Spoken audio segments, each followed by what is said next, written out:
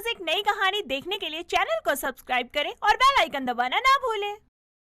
सरला की बहू रिंकू को गर्मियों में आम खाने का बहुत शौक था, जिस वजह से बढ़ती हुई गर्मी को देखते हुए एक रोज रिंकू अपनी सासू माँ से कहती है, माँ जी, आज शाम को जब आप मार्केट जाओ ना तो मेरे लिए 2 किलो पके हुए ताज़ा ताज़ा आम जरूर लेती आना।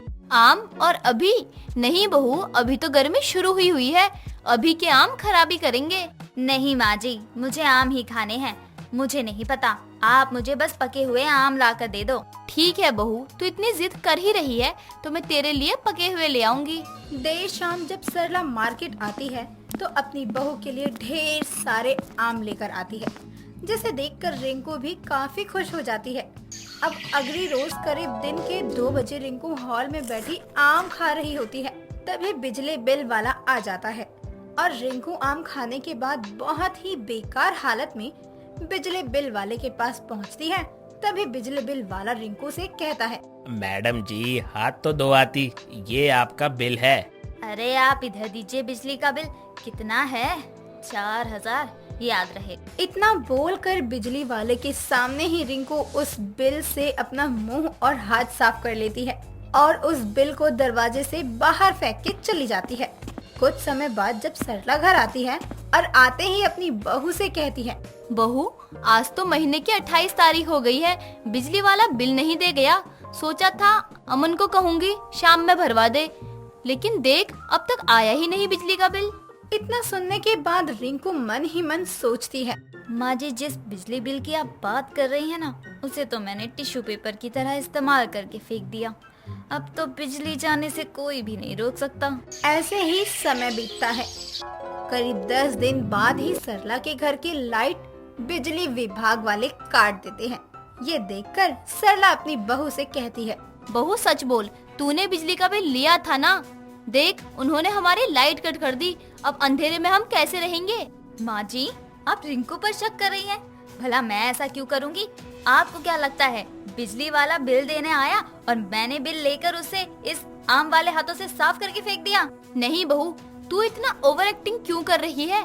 मैंने तुझसे बस पूछा है।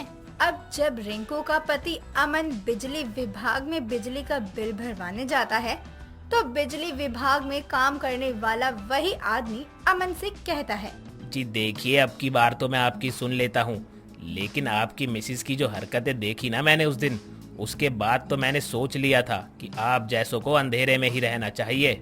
जी आप कैसी बातें कर रहे हैं?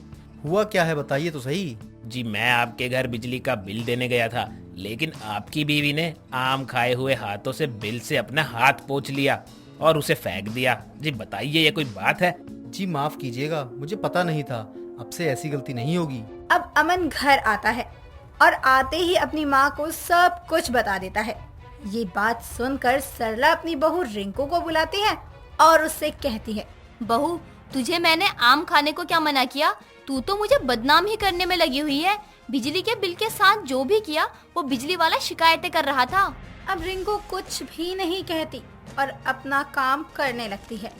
अब अगले दिन करीब 12 बजे रिंकू आम खा ही रही होती है कि तभी दरवाजे पर किसी के खटखटाने की आवाज सुनकर रिंकू दरवाजे पर जाती है तो वो देखती है कि एक भिखारी आया हुआ है और वो रिंकू को देखकर कहता है, खाने के नाम पे कुछ दे दे। अरे अरे बिटिया, तू ना एक काम कर, तू पैसा ही दे दे, तू तो खुद मुझे भूखी लग रही है। ये सुनकर रिंकू अपने कमरे से 10 रुपए लेकर आती है और उन्हीं गंदे हाथों से उस पैसों को भिखारी को देने लगती है। ये देख भिखारी रिंकू से कहता है, ये ले अपना गंदा नोट, मुझे नहीं चाहिए, पता नहीं कहाँ से आ गई, ये तुम मुझसे बड़ी भिखारी लग रही है। अब वो भिखारी भी रिंकू की गंदी हालत देखकर उसे उसके पैसे वापस लौटाकर चले जाता है। लेकिन तभी कुछ समय बाद विमला का सरला के घर आना होता है और अब भी रिंकू बुरी हालत में आम के रस में सनी हुई आम खा रही थी।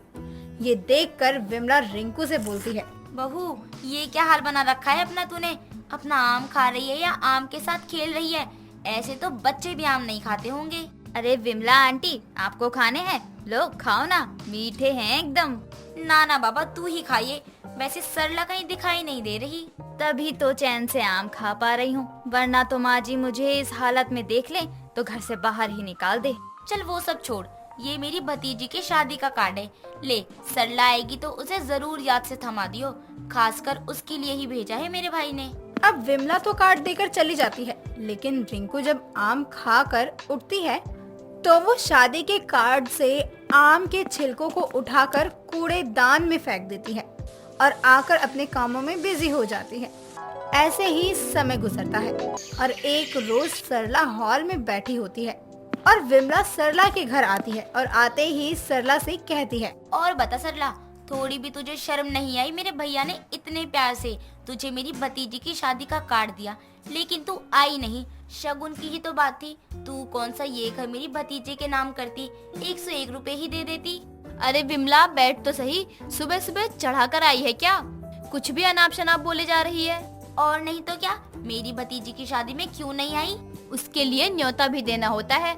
अब तेरी तरह तो है नहीं हम कि बिन बुलाए आ जाए। अपनी बहू से पूछ कि मैंने उसे क्या कहकर शादी का कार्ड दिया था।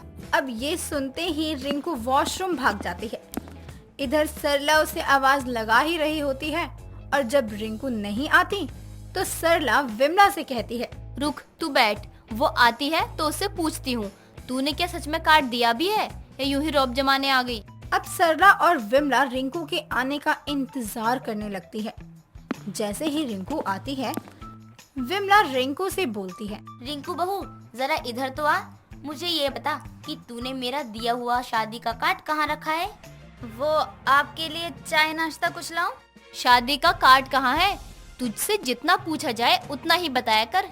माँ जी वो क्या है ना कि आपका फोन बज रहा है।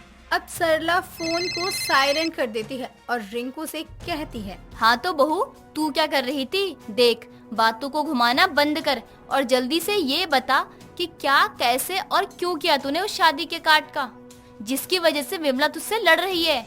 हाँ तो बता ही तो रही हूँ माँ जी, पहले आप मुझे डांट क्यों रही हो? बहू चल बता भी दे, मुझे मार्केट भी जाना है।